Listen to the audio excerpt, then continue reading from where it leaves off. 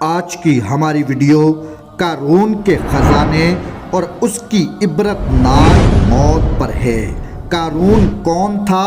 اس کے پاس اتنی دولت کیسے آئی اور کیوں توریت کا عالم جابر اور ظالم بنا؟ قارون حضرت موسیٰ علیہ السلام کے چچا کا بیٹا تھا۔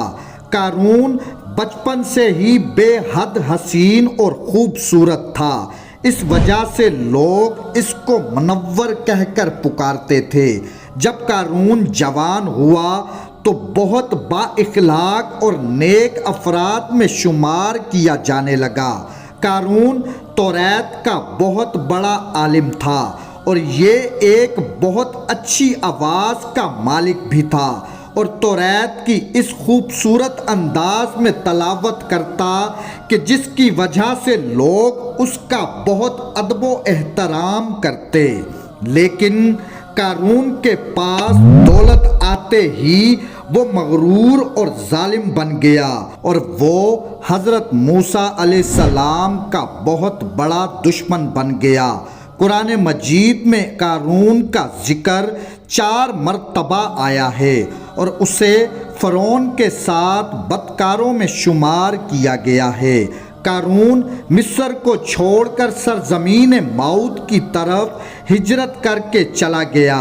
وہاں اس کے حالات ایک دم سے بدل گئے اور اس کے پاس بے شمار دولت آ گئی، اور دیکھتے ہی دیکھتے وہ اپنی قوم کا امیر ترین شخص بن گیا۔ قارون سود کا کاروبار کرنے لگا اور لوگوں سے فصلیں خرید کر کئی مہینے تک ان کو چھپا لیتا اور پھر ان کو مہنگے داموں میں ان کو فروخت کر دیتا۔ قارون لوگوں کے ساتھ دھوکہ، بے انصافی اور ظلم کرتا۔ یوں قارون نے بہت ساری دولت اکٹھی کر لی۔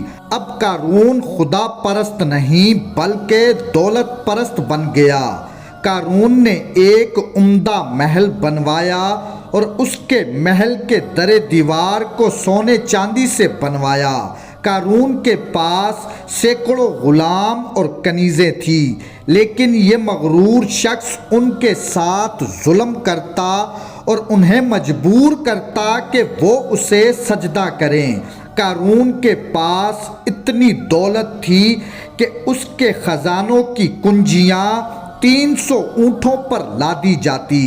تاریخ انسانی میں قارون سے زیادہ دولت کسی کو نہ ملی۔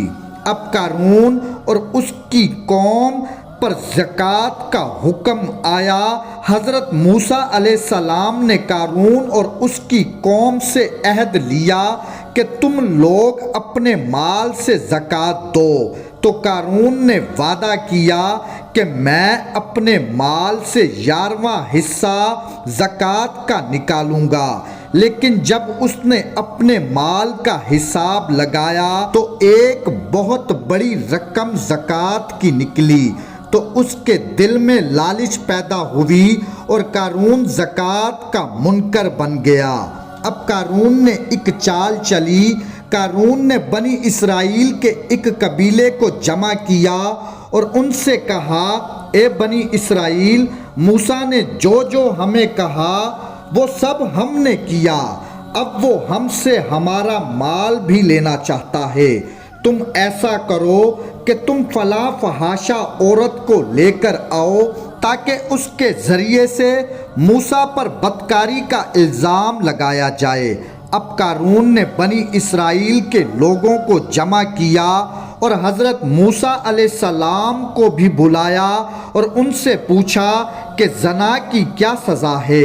حضرت موسیٰ علیہ السلام نے فرمایا، جو بھی زنا کرے اسے سنگسار کیا جائے حتیٰ کہ وہ مر جائے۔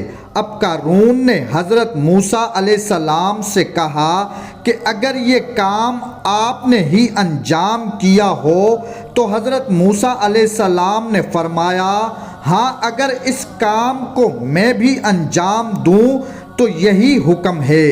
اب قارون نے کہا کہ بنی اسرائیل یہ گمان کرتے ہیں کہ آپ نے فلاں فحاشہ عورت سے زنا کیا ہے، اب حضرت موسیٰ علیہ السلام نے فرمایا کہ اس عورت کو میرے سامنے لاؤ، لہٰذا وہ عورت بلائی گئی۔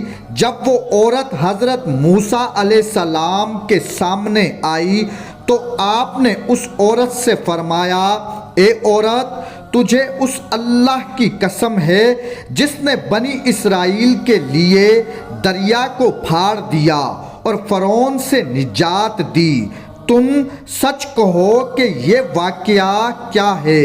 حضرت موسیٰ علیہ السلام کے جلال سے وہ عورت سہم کر ڈر گئی۔ اب اس عورت نے مجمع عام میں صاف صاف کہہ دیا کہ اے اللہ کے نبی، مجھ کو قارون نے بہت زیادہ دولت دے کر آپ پر بہتان لگانے کے لیے آمادہ کیا۔ جب سچائی سامنے آئی تو حضرت موسیٰ علیہ السلام سجدہ شکر میں گر پڑے، اور حالت سجدہ میں حضرت موسیٰ علیہ السلام نے یہ دعا مانگی، اے میرے اللہ، قارون پر اپنا قہر اور اپنا عذاب نازل فرما۔ اب حضرت موسیٰ علیہ السلام نے اللہ کے اذن سے زمین کو حکم دیا تو وہ زمین پھٹ گئی، اور قارون اور اس کے پیروکار زمین میں دھسنے لگے، اور دیکھتے ہی دیکھتے قارون اور اس کا محل اور اس کا خزانہ اس زمین میں دھس گئے، اور یوں قارون کی ساری دولت اور اس کا خزانہ اس کے غرور اور تکبر کی وجہ سے سب برباد ہو گیا۔ مومنین کرام، یہ عبرتناک واقعہ ہمیں یہ درس دیتا ہے کہ اگر اللہ مال و دولت عطا فرمائے تو انسان غرور اور گھمنڈ نہ کرے اور اپنے مال سے زکوٰۃ ادا کرتا رہے، کیونکہ اللہ ہی دولت دیتا ہے، اور جب وہ چاہتا ہے تو پل بھر میں دولت واپس بھی لے لیتا ہے۔ اللہم صلی علی محمد و آل محمد۔